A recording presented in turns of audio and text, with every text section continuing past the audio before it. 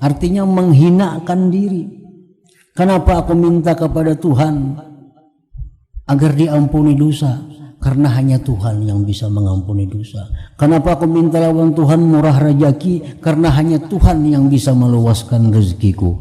Kenapa aku minta kepada Tuhan keamanan? Karena hanya Tuhan yang bisa mengamankan aku. Nah, itu tazallulan ngarannya. Jadi kita berdoa itu kita mesti merasakan tentang keterbatasan kita. Wa khufiyatan, dan jar Tuhan berdoalah kepadaku itu khufiyah, artinya begimit berdoa, jangan kuciak-kuciak. Berdoa tuh begimit. Nah, punya berdoa itu misalnya kita lawan Tuhan, cukup kita mendengar apa yang kita minta. Nah, itu arti khufiyah. Karena di zaman Nabi itu ada sahabat-sahabat Nabi yang nyari-nyaring, berzikir, berdoa, nyaring-nyaring. Lalu jar Nabi, innakum la taz'una asam. Kalian ini tidak berdoa kepada orang tuli. Tuhan itu kada tuli, kada perlu dikuciaki. Dan Tuhan itu kada jauh.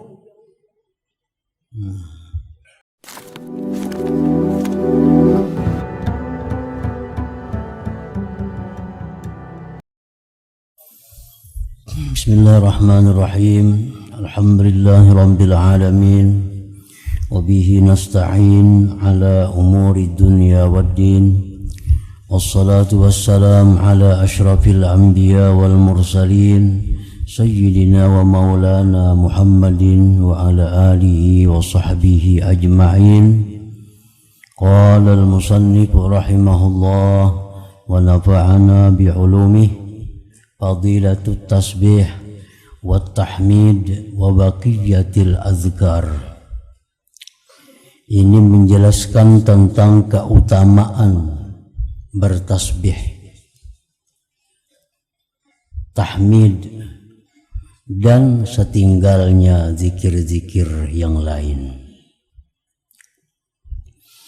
Qala sallallahu alaihi wasallam, man sabbaha dubura kulli salatin thalatha wa thalathin wa hamida thalatha wa thalathin wa kabbara thalatha wa thalathin wa khatamal mi'ah bila ilaha illallah wahdahu la syarika lah lahul mulku wa lahul hamdu wa huwa ala kulli syai'in qadir ghufirat dzunubuh.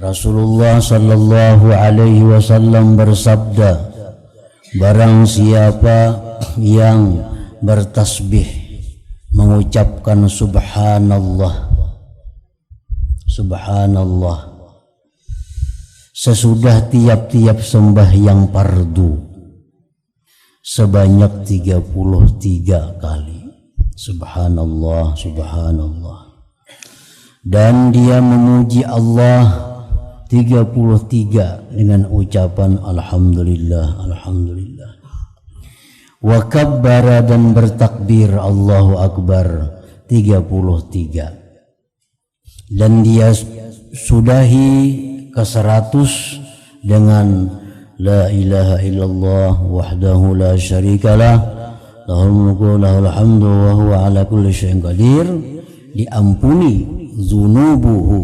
dosa-dosanya.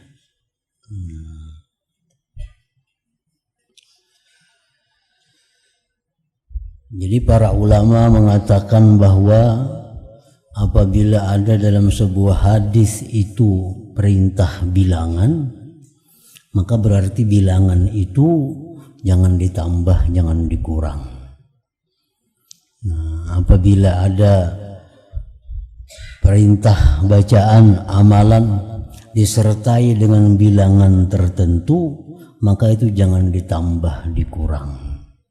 Karena itu ada rahasia yang hanya diketahui oleh Rasulullah sallallahu alaihi wasallam. Jadi 33 mesti 33. Jangan sampai 34, 35. Nah, kadang mesti banyak itu baik. Untuk zikir-zikir yang tertentu ini ditutup dengan la ilaha illallah wahdahu la syarikalah lahul mulku wa lahul hamdu wa huwa ala kulli syai'in qadir. Jadi kada berbuat yuhyi wa yumit kada. Lahul mulku wa lahul hamdu wa huwa ala kulli syai'in qadir. Ghufirat dzunubuhu, maka diampunilah dosa-dosanya. Yang dimaksudkan dengan dosa-dosa ini adalah tentu dzunubuhus shaghair, dosa-dosa yang kecil. Yang berhubungan dengan Allah Subhanahu wa ta'ala. Diampuni dosa-dosa kita. Jadi ada dosa yang terhapus sendiri dengan tobat, itu dosa-dosa besar. Ada dosa yang terhapus hanya dengan salawat. Ada dosa yang terhapus hanya dengan zikir tertentu. Ada dosa yang terhapus dengan berjalan ke masjid sembahyang berjamaah. Ada dosa yang terhapus dengan memberi makan orang lain. Wa qala sallallahu alaihi wasallam, dan sabda Nabi lagi, man qala subhanallah wa bihamdih fil yaumi mi'ata marrah, siapa yang mengata subhanallah wa bihamdih sehari itu 100 kali, huttat khatayahu, digugurkan kesalahan-kesalahannya, dihapuskan juga dosa-dosanya.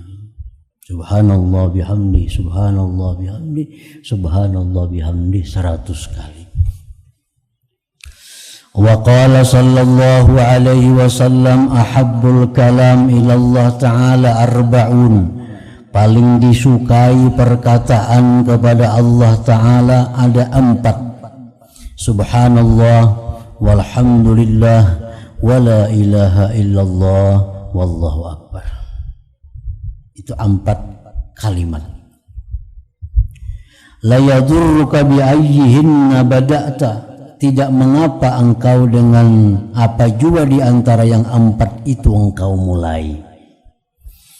Jadi baik subhanallah walhamdulillah wala ilaha illallah wallahu akbar, atau la ilaha illallah walhamdulillah wa subhanallah wallahu akbar. Nah, terserah kita mulai dari mana. Tapi umumnya subhanallah walhamdulillah wala ilaha illallah wallahu akbar. Wa qala sallallahu alaihi wasallam, kalimatani khafifatani 'alal lisan thaqilatani fil mizan habibatani ilar rahman. Ada 2 kalimat yang inting di atas lisan, berat timbangan, disukai kepada Tuhan. Subhanallah wa bihamdi subhanallahil azim. Nah, itu 2 kalimat itu walaupun inting sedikit, tapi Tuhan suka dan memberatkan timbangan amal seseorang di akhirat nantinya. Subhanallah bihamdi subhanallah azim. Jadi semuaan ini kayaknya ada sudah di dalam ratib-ratib yang kita baca itu. Baik ratibul haddad, di situ ada subhanallah walhamdulillah wala ilaha illallah wallahu akbar, subhanallah bihamdi subhanallah azim. Nah, ini ulama-ulama kita bahari dahulu sudah menyusunkan ratib. Bila kita baca ratib itu, maka zikir-zikir yang afdal, zikir-zikir yang disukai itu sudah masuk di dalamnya. Jadi kita kada repot lagi mengumpul seorang. Dengan kita baca ratib pagi dan sore, kita tergolong orang yang berzikir kepada Allah dengan zikir yang bermacam-macam, dengan zikir yang banyak. Nasirru fadilati zikri, rahasia kelebihan zikir.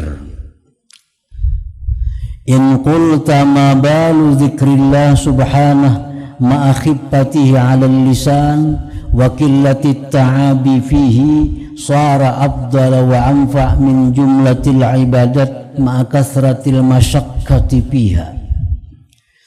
Jika engkau berkata, apa keadaan zikir itu serta intingnya diucap sedikit susah payahnya, jadilah zikir itu paling afdal, paling bermanfaat dari sekalian ibadat serta banyaknya musyaqqat pada ibadat itu. Orang bersedekah, mana afdalnya lawan orang berzikir? Afdal orang berzikir. Nah, orang berperang fisabilillah, mana banyaknya pahala lawan orang berzikir? Banyak pahala orang berzikir. Jadi apa rahasianya di dalam zikir itu? Yang singkat inting tapi pahalanya lebih besar daripada ibadah-ibadah yang sulit. Nah, fa'lam, ketahuilah, anna tahqiqa hadza la yaliku illa bi'ilmil mukasyafah, bahwa memastikan ini tidaklah patut kecuali dengan ilmu mukasyafah. Itu ilmu mukasyafah yang mengetahui kenapa zikir yang singkat itu tapi pahalanya melebihi dari ibadah-ibadah yang sulit yang banyak. Wal qadrul ladzi yusmahu bi dzikrihi fi ilmil muamalah, adapun kadar yang dibolehkan menyebutkan rahasia itu pada ilmu muamalah ini, annal mu'assiran nafi'a huwa dzikru 'ala ad-dawam ma'a huduril qalbi, bahwa yang memberikan bekas yang bermanfaat itu zikir yang selalu disertai dengan kehadiran hati. Nah, ini zikir yang bermanfaat itu, zikir yang ganal pahalanya itu adalah zikir yang terus menerus disertai dengan kehadiran hati yang berzikir. Nah, ini maksudnya. Jadi zikir itu melebihi pahala dari ibadah-ibadah lain apabila zikir itu dilakukan dengan terus-menerus disertai dengan hati yang hadir. Nah, itulah kadar yang bisa disebutkan di dalam kitab ini. Kenapa zikir itu melebihi pahalanya dari ibadah-ibadah yang lain. Fa'amma dzikru bil lisan wal qalbu lahin fahuwa qalilul jadwa. Adapun zikir dengan lisan sedangkan hatinya lupa, hatinya lalai, maka itu sedikit manfaatnya. Walaupun ada juga pahala. Ada pahala, tapi manfaatnya kada maksimal. Bal hudurul qalbi ma'allahi ta'ala 'ala ad-dawam aw bi aktsaril awqat huwa al-muqaddamu 'ala al-ibadat. Tetapi kehadiran hati bersama Allah atas selama-lamanya atau pada kebanyakan waktu, itulah yang diutamakan atas ibadat-ibadat tadi. Nah, yang diutamakan atas ibadat-ibadat tadi adalah kehadiran hati kita bersama Allah. Kalau orang berperang, ini taruhannya nyawa. Tapi yang berperang itu kada ada ingat lawan Allah. Lebih baik orang yang di rumah yang ingat kepada Allah. Tapi kalau orang itu berperang ditambah lagi ingat kepada Allah, nah itu sudah nomor satu. Orang yang bersedekah tapi hatinya lalai, lupa kepada Allah.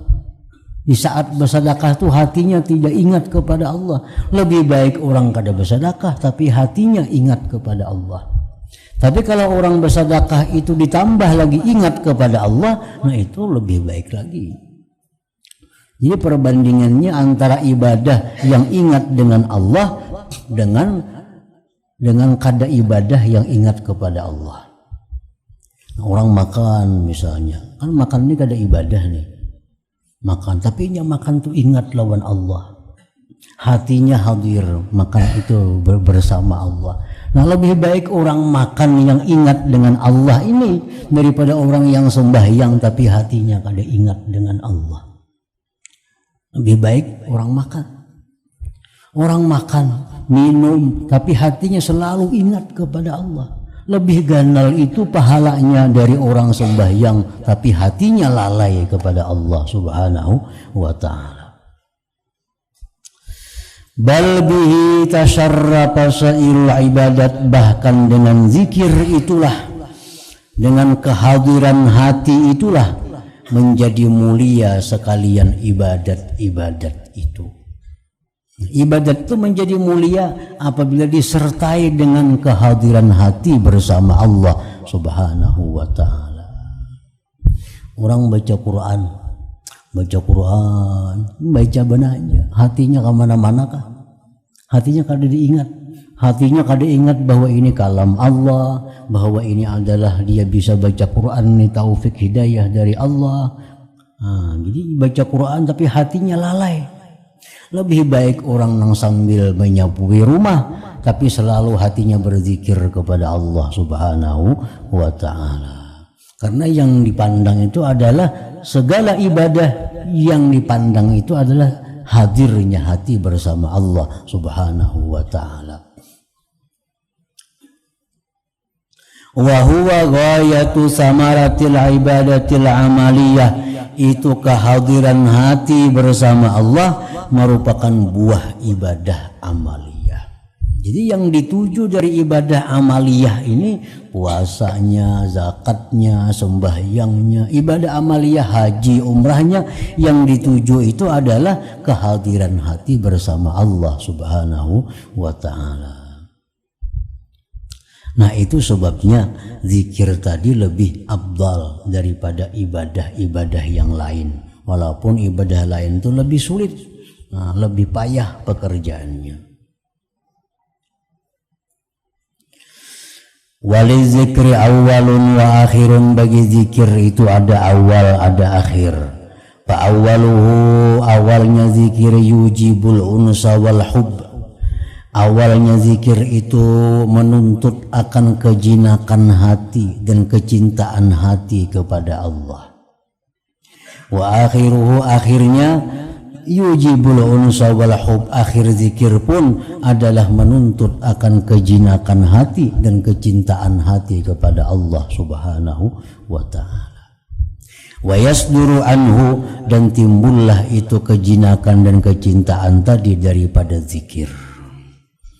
Wal matlub, yang dituntut, zalikal unsu wal hub, adalah kejinakan hati dan kecintaan hati kepada Allah Subhanahu wa ta'ala.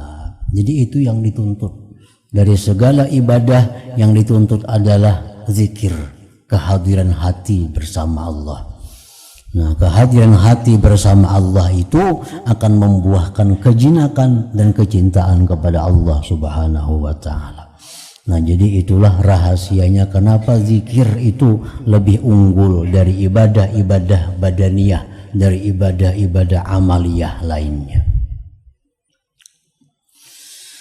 Nah, kemudian fadilatud du'a, fadilat doa.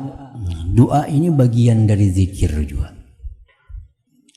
Qala Allah Ta'ala, Allah berfirman, wa idza sa'alaka ibadi anni fa inni qarib ujibu da'watad da'i idza da'ani falyastajibu li. Apabila bertanya kepada engkau wahai Rasulullah, hamba-hambaku tentang aku, katakan kepada mereka bahwa aku adalah dekat dengan mereka. Tuhan sangat dekat dengan kita. Dan katakan bahwa aku mengabulkan doa orang yang berdoa. Maka hendaklah mereka itu terlebih dahulu mengabulkan apa-apa yang kuminta. Jadi Allah mengabulkan doa kita bila kita sebelumnya mengabulkan apa yang diminta oleh Allah. Nah, kabulkan dulu apa yang diminta oleh Tuhan. Jar Tuhan tobat, jar Tuhan sembahyang, ujar Tuhan ini, itu laksanakan semuaan. Nah, hanya kita minta lawan Tuhan, niscaya dikabulkan oleh Allah Subhanahu wa ta'ala. Nah, ada ujungnya. Aku mengabulkan doa orang yang berdoa. Bila berdoa kepadaku, maka hendaklah terlebih dahulu dia mengabulkan permintaanku, ujar Tuhan. Nah, kabulkan permintaan Tuhan. Nah, makanya kalau kita masih banyak dosa, masih banyak kesalahan, nah kita berdoa kepada Allah. Nah, doa kita kadang akan dikabulkan Allah. Walaupun kada sunyi dari pahala, tetap dapat pahala juga. Wa qala ta'ala, dan firman Allah Ta'ala, ud'u rabbakum tadarru'an wa khufyah innahu la yuhibbul mu'tadin. Allah berfirman lagi, berdoalah kalian wahai manusia kepada Tuhan kalian tadarru'an, dalam keadaan hina. Nah, jadi waktu kita berdoa itu hendaknya kita merasakan bahwa kita ini kada mampu. Nah, kita merasakan kekurangan diri kita untuk mengatasi masalah ini. Nah, jadi kita waktu berdoa itu mesti merasakan itu. Jangan sampai kita berdoa tapi kita kadang merasakan kita berhajat kepada Allah. Nah, itu sudah ditolak oleh Allah. Jadi berdoalah kepada Tuhan tadarruan tazallulan, artinya menghinakan diri. Kenapa aku minta kepada Tuhan agar diampuni dosa? Karena hanya Tuhan yang bisa mengampuni dosa. Kenapa aku minta lawan Tuhan murah rezeki? Karena hanya Tuhan yang bisa meluaskan rezekiku. Kenapa aku minta kepada Tuhan keamanan? Karena hanya Tuhan yang bisa mengamankan aku. Nah, itu tazallulan ngarannya. Jadi kita berdoa itu kita mesti merasakan tentang keterbatasan kita. Wa khufiyatan, dan jar Tuhan berdoalah kepadaku itu khufyah, artinya begimit berdoa, jangan kuciak-kuciak. Berdoa tuh begimit. Nah, punya berdoa itu misalnya kita lawan Tuhan, cukup kita mendengar apa yang kita minta. Nah, itu arti khufyah. Karena di zaman Nabi itu ada sahabat-sahabat Nabi yang nyari-nyaring, berzikir, berdoa, nyaring-nyaring. Lalu jar Nabi, innakum la tad'una asam. Kalian ini tidak berdoa kepada orang tuli. Tuhan itu kada tuli, kada perlu dikuciaki. Dan Tuhan itu kada jauh. Innalladzi tad'un sami'un qarib, jar Nabi. Yang kalian berdoa itu Tuhannya itu parak, lagi mendengar. Innahu la yuhibbul mu'tadin. Allah tidak suka orang-orang yang melampau batas. Nah, berdoa nyaring, melampau batas. Wa qala ta'ala, dan firman Allah Ta'ala, wa qala rabbukum ud'uni astajib lakum. Berdoalah wahai hamba-hambaku kepadaku, astajib lakum, aku perkenankan doa kalian itu. Para ulama mengatakan, sudah berapa kali kita ulangi ini, bahwa pengertiannya berdoalah kalian kepadaku, aku kabulkan doa. Nah, pengertian aku kabulkan doa itu sangat umum, sangat umum. Allah kadang menjanjikan, berdoalah kalian kepadaku, ku kabulkan segera, kadada. Berdoalah kepadaku, akan kuberikan apa yang kamu minta sesuai dengan permintaanmu, kadada. Tuhan berjanji itu. Nah, cuma Allah berfirman, berdoalah kepadaku, aku ijabah. Nah, aku kabulkan doa kalian. Apabila, nah itu urusan Allah. Dalam bentuk apa, itu pun kehendak Allah. Ya, para ulama menjelaskan bahwa setiap kali kita berdoa dengan doa yang benar lah, dengan doa yang benar, itu Allah bisa memberikan apa yang kita minta saat itu, bisa. Ya Allah, hamba sakit, sembuhkan, bisa saat itu sembuh, bisa. Ya Allah, misalnya mudahan si fulan itu ini itu terjadi, bisa. Nah, yang kedua, Allah bisa mengabulkan doa kita itu di waktin akhar, di waktu lain, li hikmatin alimah Allah, karena ada hikmah yang diketahui Allah. Kita berdoa, ya Allah, luaskan rezeki hamba, ya Allah. Tapi kayaknya Tuhan mengabulkan itu di waktu kita umur sudah 60 tahun. Sekarang kita umur 30, hidup miskin, susah.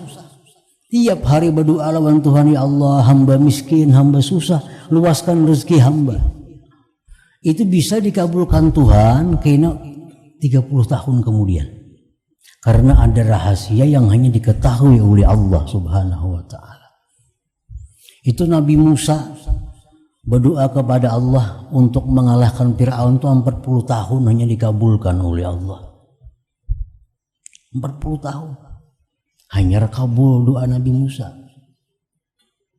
Nah, jadi kita bisa berdoa kepada Allah, Allah kabulkan apa yang kita minta persis, tapi waktunya akan datang. Nah, yang ketiga, ujar para ulama, doa kita itu dikabulkan oleh Allah, tapi diganti oleh Tuhan dengan tolak bala. Dengan tolak bala. Kita minta kepada Allah misalnya keluasan rezeki. Nah, diganti Tuhan. Kendaraan kita yang mestinya hilang jadi kada jadi hilang. Nah, itu bisa. Kita malam ini berdoa, ya Allah, luaskan rezeki hamba, ya Allah, dikabulkan oleh Tuhan. Cuma rezeki tetap kada diluaskan, diganti lawan tolak bala. Tolak balanya apa? Mestinya kendaraan malam ini hilang, dirubah jadi kada jadi hilang. Nah, bisa terjadi juga itu. Tuhan bisa memberikan permintaan kita dengan demikian. Apa yang kita minta kada diberi tapi diganti. Nah, diganti. Yang keempat,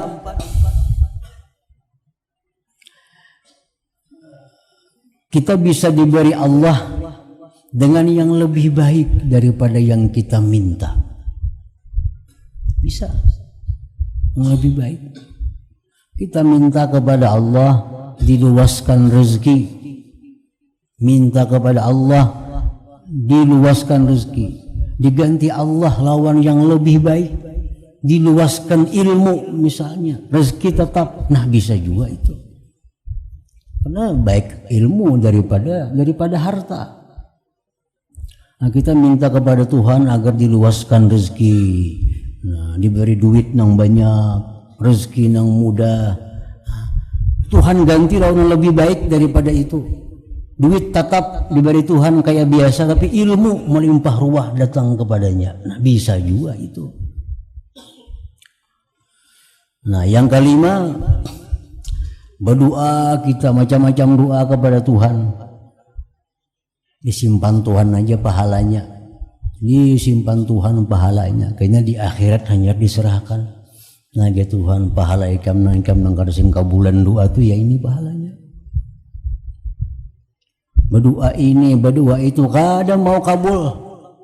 Sudah macam-macam cara. Jurang beristighfar 1000 dulu, sudah beristighfar 1000 juga. Jurang batubat sudah juga, kada mau juga kabul. Oh, sekali memang Tuhan kada mengabulkan, pahalanya disimpan Tuhan.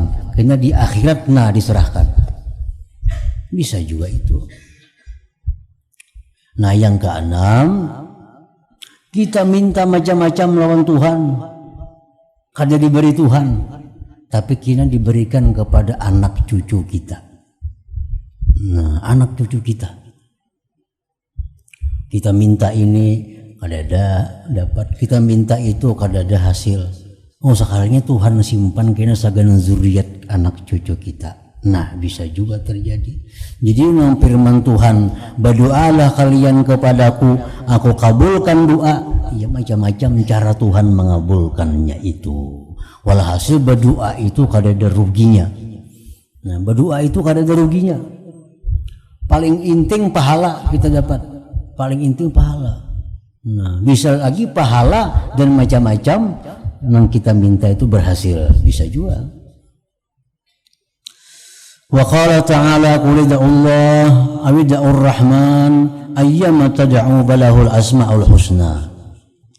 Berdoalah kepada Allah, berdoalah kepada Ar-Rahman. Apa juga kamu berdoa kepada Allah, bagi Allah itu asma'ul husna. Tasarah hendak ya Allah, hendak ya Rahman, hendak ya Ghafur, hendak ya Razzaq, hendak ya Ghani, hendak ya Mughni. Tasarah kita memanggil Tuhan, karena Tuhan punya asma'ul husna. Wa qala sallallahu alaihi wasallam ad-du'a mukhul ibadah. Doa itu adalah merupakan intinya ibadah. Nah, intinya ibadah. Wa qala sallallahu alaihi wasallam sallallahu ta'ala min fadlih, mintalah kepada Allah anugerahnya. Fa innahu ta'ala yuhibbu ay yus'al, bahwa Tuhan itu suka apabila diminta. Nah, Tuhan ketujuh bila kita minta. Makanya bila kita minta, pahala diberi Tuhan dah. Minta apapun, pahala diberi Tuhan. Wa abdalul ibadah, paling abdal ibadah, intizarul faraji, adalah menunggu kelapangan. Menunggu kelapangan. Kita berdoa lawan Tuhan, ya Allah, hamba minta kepada ini. Nah, kita tunggu itu. Itu ibadah. Kita berdoa pulang, ya Allah, hamba minta ini ya Allah. Kita tunggu, menunggu itu adalah ibadah. Nah, orang yang garing-garing berdoa, ya Allah, sihatkanlah hamba.